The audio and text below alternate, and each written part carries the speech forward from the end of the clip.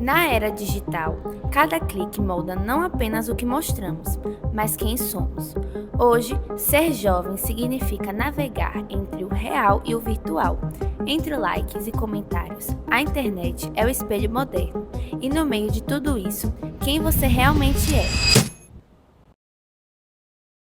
As redes sociais fazem parte do cotidiano de milhões de jovens, mais do que um espaço de comunicação.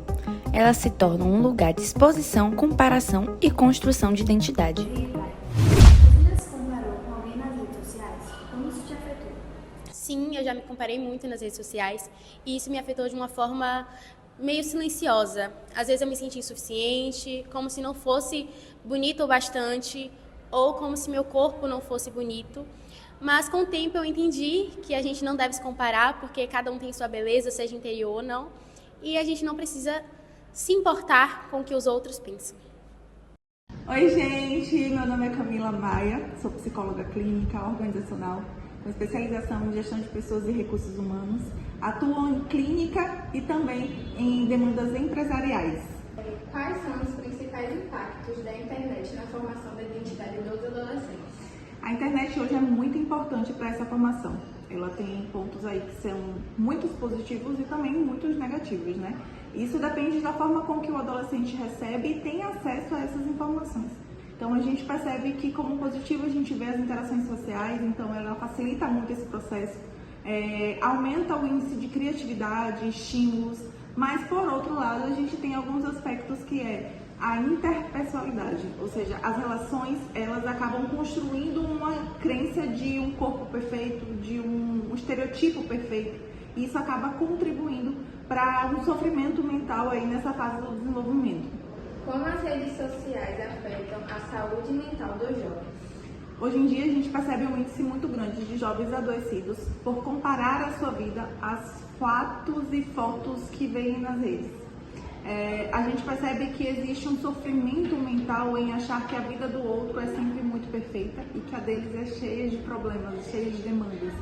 Então, hoje, um impacto crucial nisso consta em perceber que a sua vida não é aquela perfeição.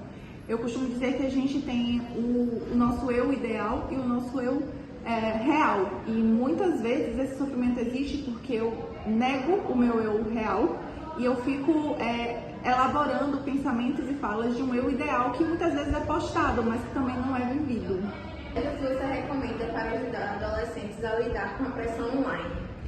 Bom, primeiro ponto, buscar atendimento e acompanhamento psicológico, para que eles possam entender quem são eles, entender as suas qualidades, os seus defeitos, entender e aceitar o seu eu real, né?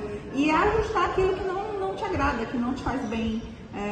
Entender que as redes sociais, elas podem sim ser utilizadas de forma benéfica, desde que você tenha a sua, como é que eu posso dizer, seu autoconhecimento em dias, né? Se você percebe que você é aquilo que você consegue ser, e que você pode moldar ou ajustar aquilo que não te agrada, isso já é um passo importantíssimo. E muitas vezes isso só se faz necessário com ajuda e um acompanhamento psicológico.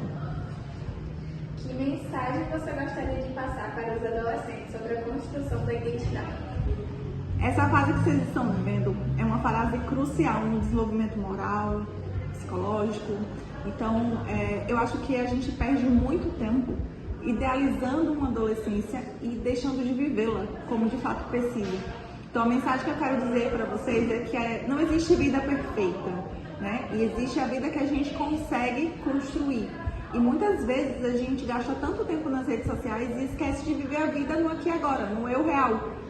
Então que vocês possam ter mais oportunidades de vivenciar emoções, sensações, prazeres e deixar um pouco as redes sociais para ser utilizada de forma positiva, de forma benéfica. E não para comparações, não para julgamentos ou até opiniões que não trazem nenhum benefício para vocês, ok? Como você percebe a influência da internet na vida da sua filha? Olá, boa tarde. Eu sou Albânio Campos Júnior, pai de Júlia Lima, do primeiro ano. O que eu percebo da internet na influência da minha filha, eu percebo muitas coisas boas e muitas coisas ruins. As boas são algumas coisas que se percebe que a gente procura, sempre está achando ali na internet, E as ruins é que deixa de fazer muita coisa por conta da internet, né? Porém, o uso de muitas coisas boas que a gente tem fora em comum da internet. Então, o que ela usa muito na internet, ela deixa até às vezes de comer para ficar olhando o celular, de fazer as coisas, até de estudar por conta do celular. Quais são as principais preocupações em relação ao uso da internet pelos adolescentes? O uso da internet sobre os adolescentes, hoje em dia, está muito perigoso em algumas coisas. Então, a internet varia muito. Tem, como eu disse na pergunta anterior, que a internet tem coisas boas, mas, porém, tem muitas coisas ruins. Tem muitas redes sociais perigosas aí hoje, que influencia muito os adolescentes, porque na minha época não existia isso, né? Então, o que era mais a gente fazia na nossa adolescência era brincar na rua, brincar todo tipo de brincadeiras. Então, hoje em dia, as pessoas hoje não existe mais essa cultura. A cultura hoje é só celular, já nasce brincando com o celular, já cresce brincando. Então, a influência da internet hoje na vida do adolescente está meio a meio, para a parte boa e para a parte ruim. Que mensagem você gostaria de passar para os adolescentes sobre a construção da identidade? Hoje, o que eu digo aos adolescentes é que se eles procurassem um pouquinho na internet o retrô passado das coisas que a gente fazia como adolescente, acho que eles iam gostar muito. Então, a minha adolescência não existia uso de celular. Porém, a gente fazia muitas coisas melhores aí do que a gente faz hoje na internet, porque tem adolescentes que vão para o lugar hoje, se não existir internet, não vão. Então, hoje a construção de uma vida adolescente não se baseia muito na internet, não. Porém, para eles hoje a internet é tudo. Então, se procurar tirar uns dias sem internet, procurar fazer uma coisa diferente, acho que eles vão gostar muito. Então, na minha época, a gente não existia isso. Então, hoje, a adolescência vive muito através do uso da internet. Se tirarem dias para curtir um lazer, uns 3, 4 dias sem internet, através de umas brincadeiras sadias, sem o uso da rede social e do celular, eles vão ver que o mundo é totalmente diferente de uma tela de 6,9 polegadas. Como você vê a relação entre o uso da internet e o desempenho escolar dos alunos? Bom, essa é uma pergunta muito interessante, né, e cheia de pormenores. Na verdade, para a gente falar sobre esse tema, a gente precisa abordar uma série de questões. Primeiro ponto, os efeitos que o uso do celular tem gerado nessa nova geração. Quando a gente fala dessa geração, a gente está falando desses estudantes que estão hoje na educação básica brasileira. A gente tem observado, na verdade, as pesquisas mostram que essa geração, ela perdeu 4 pontos de QI em relação à geração anterior. É a primeira vez que nós temos uma geração menos inteligente que a geração dos seus pais. Isso já chama atenção.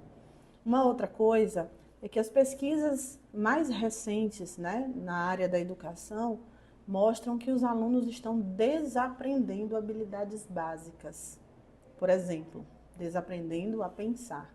Hoje, a gente percebe que a quantidade de pessoas que estão escrevendo à mão, por exemplo, está diminuindo drasticamente. Não sei se vocês sabem, mas o Brasil é o país do mundo que mais manda áudio de WhatsApp. E o Brasil é o país do mundo que mais utiliza inteligência artificial.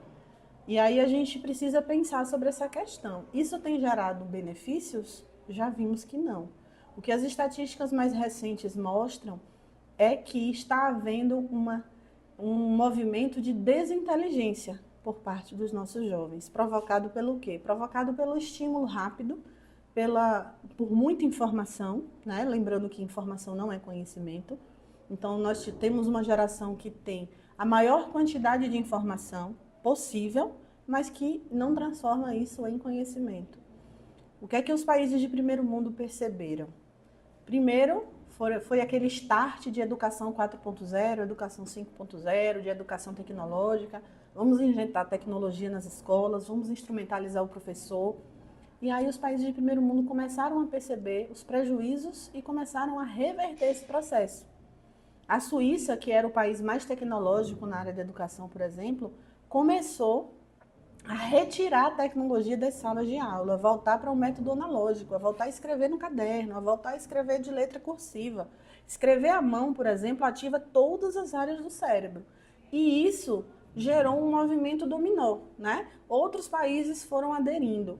Por isso que a gente hoje tem uma lei que proíbe o uso dos celulares nas escolas, justamente para prevenir os efeitos nocivos dos celulares. Efeitos na aprendizagem, percebe-se que os estudantes hoje eles aprendem menos, né? Existem defasagens significativas e que nós estamos muito aquém dos países de primeiro mundo no tocante à leitura, interpretação de textos e conhecimentos básicos em matemática, o que já é preocupante. Você já observou mudanças no comportamento dos alunos em relação à identidade devido à influência digital? Sim, na verdade, eu gosto sempre de citar a pesquisa, gente, porque isso dá um embasamento maior no que eu estou dizendo, né? Uma pesquisa publicada recentemente, eu creio que foi na semana passada, mostrou que nós temos a geração mais triste e que grande parte desse público são meninas. Por que nós temos tantas adolescentes se sentindo tristes? Porque a depressão é uma realidade cada vez mais constante, né, dentro dos nossos estudantes, na escola hoje. É uma questão a ser pensada, né, a ser tratada. Então a gente entende que os usos de dispositivos como celulares, redes sociais, toda essa pressão estética, a pressão por um mundo perfeito, a forma como as pessoas postam suas vidas, e muitas vezes essas vidas não são vidas reais, né? Essa forma de fabular a vida pessoal, a intimidade, muitas vezes gera uma pressão nos nossos jovens, principalmente nas nossas meninas. Isso vai culminar numa crise de identidade. A crise de identidade já é natural pensando no sujeito contemporâneo, né? Pós-modernidade, ela já reflete essa crise de identidade. Mas quando a gente fala que a gente tem a nossa geração mais triste, isso é muito preocupante. E um dos problemas gerados pelo uso do celular são os problemas de saúde mental. Os jovens chegam a ter 60% de jovens com comprometimento na saúde mental. Quais estratégias você usa para educar os alunos sobre o uso responsável da internet? Bom, hoje a gente tem alguns instrumentos normativos, né, em termos de lei. Hoje nós temos a BNCC, cuja uma das competências é o ensino digital e midiático. A gente precisa falar sobre essas questões. Eu acho que em sala de aula é preciso pontuar, né, os malefícios do uso desses dispositivos, porque a gente sabe que não existem só malefícios, né? A gente precisa pontuar também os malefícios do uso da inteligência artificial, os efeitos que essas tecnologias causam no cérebro. Eu acho que a gente tem que apelar para a conscientização. O papel da escola é um papel muito importante, o papel da família é muito importante. Como professora, eu procuro sempre estar orientando os meus alunos, inclusive sinto os efeitos disso. Eu trabalho na educação básica, sou coordenadora e professora, e percebo que a grande maioria dos meus estudantes, quando entregam uma atividade, são atividades que não foram realizadas por eles, né? E é uma luta em glória você tentar conscientizar um jovem de que é melhor até que ele erre. O erro é muito mais pedagógico do que você buscar respostas prontas em um dispositivo, né, de internet, enfim. E é muito difícil, então trabalhar com conscientização ainda é uma arma que a gente tem, mas a dificuldade existe. Que mensagem você gostaria de passar para os adolescentes sobre a construção da identidade? Eu acho que a mensagem mais importante é não se compare, né? Vivam suas vidas de forma real. Problemas todo mundo tem, e a gente precisa aprender a administrar os problemas, porque ninguém tem uma vida perfeita. E se a gente começa a se comparar com aquilo que a gente vê na internet, a gente vai entrando num limbo emocional, né? A gente vai ficar sempre buscando uma autoafirmação que às vezes não precisa vir do outro. Eu acho que saber quem você é, buscar coisas que você goste de fazer, se autoafirmar na sua identidade é muito importante. É um processo que é muito mais de dentro para fora do que do outro para com você. Então essa é a minha mensagem, não se compare, viva a sua vida do seu jeito e procure fazer a diferença nesse mundo que já é um mundo muito caótico e difícil, né? É isso que eu espero para vocês. A internet pode influenciar quem você se torna, mas descobrir quem você é ainda é uma escolha. Seja você mesmo que isso signifique ser diferente. Sua identidade é a sua maior força.